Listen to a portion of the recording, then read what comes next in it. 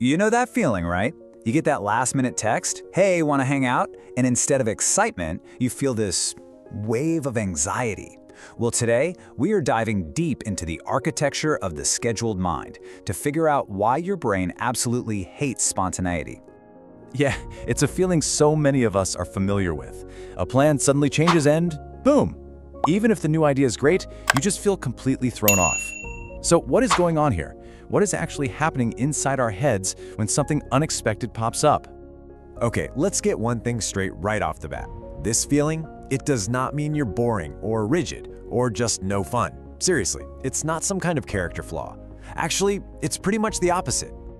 What psychology tells us is that this aversion to spontaneity, well, it's actually your brain's super sophisticated protection mode kicking in. It's just trying its best to manage all the uncertainty out there and keep you safe. All right, so let's really dive into this. Let's unpack that immediate, almost physical reaction you feel when things suddenly go off script. It's that jolt, that immediate surge of anxiety. You go from feeling comfortable to totally unsettled in a split second. It really can feel like the ground just vanished from under you, leaving you feeling kind of vulnerable, exposed. And I want to be clear, this is not you overreacting. It's a real and super common human response. Okay, so to get why we feel this way, we've got to look at the science. And this is where things get really fascinating, because it's all about our brain's internal control center. So get this, your brain is basically a prediction machine. There's this concept called predictive processing, and it means your brain's #1 job all day, every day, is to ask, okay, what's going to happen next? It's like a supercomputer that's constantly running what-if scenarios, all based on what you've experienced before. And a schedule? That's just a pre-approved, well-lit path on its map of the future. Right, so when you have a plan, your brain feels totally in control. It's already run the simulations, it's assessed the risks, it's good to go. But a surprise? Whoa, that just rips the map to shreds. And without any time to rehearse this new scenario, that internal control center goes into a low-grade stress mode. It sees that lack of a script as a threat, a loss of control. Now, this is where it gets really interesting, because for some of us, this reaction is way more intense. So let's talk about what it's like for a highly aware brain to navigate a world that, well, can feel incredibly loud. See, if your brain is wired for what's called high sensory processing sensitivity, you're not just dealing with a change of plans. No, your brain is absorbing every single piece of new information that comes along with it, and it's processing it all on a much, much deeper level. So a spontaneous event isn't just a surprise, it's a total information overload, a flood of new data. And what does that data flood look like? Well, your brain is suddenly trying to analyze a whole new environment. It's trying to decode these tiny shifts in social energy. It's reading all the subtle cues from the people around you, all while, 1,000 new questions are firing off in your head. All that sensory noise is just exhausting when you haven't had any time to prepare for it.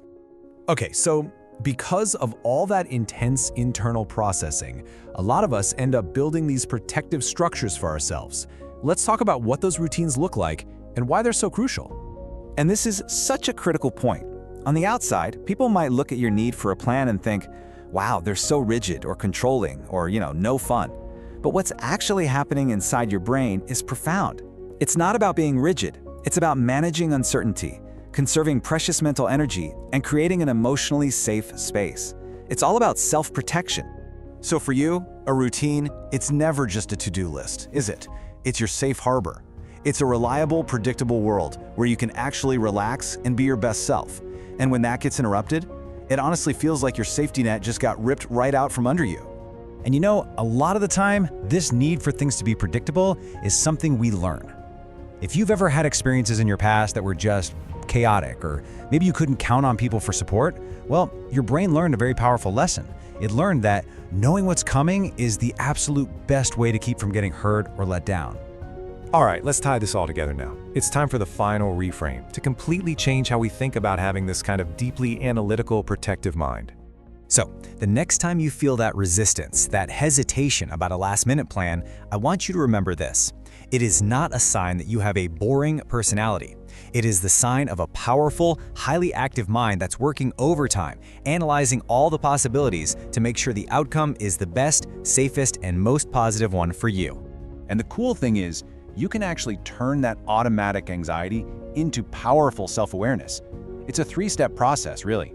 First, just notice your triggers. Observe what sets off that feeling. Second, understand the why behind it. Remember all that stuff about predictive processing and sensory noise? And finally, reframe it. See it for what it is, not a weakness, but your brain's amazing attempt to protect you. Because at the end of the day, that's the big takeaway here. Your brain is not working against you. It's not trying to stop you from having fun or being adventurous. It's just doing its most fundamental job, trying to create a world where you feel secure.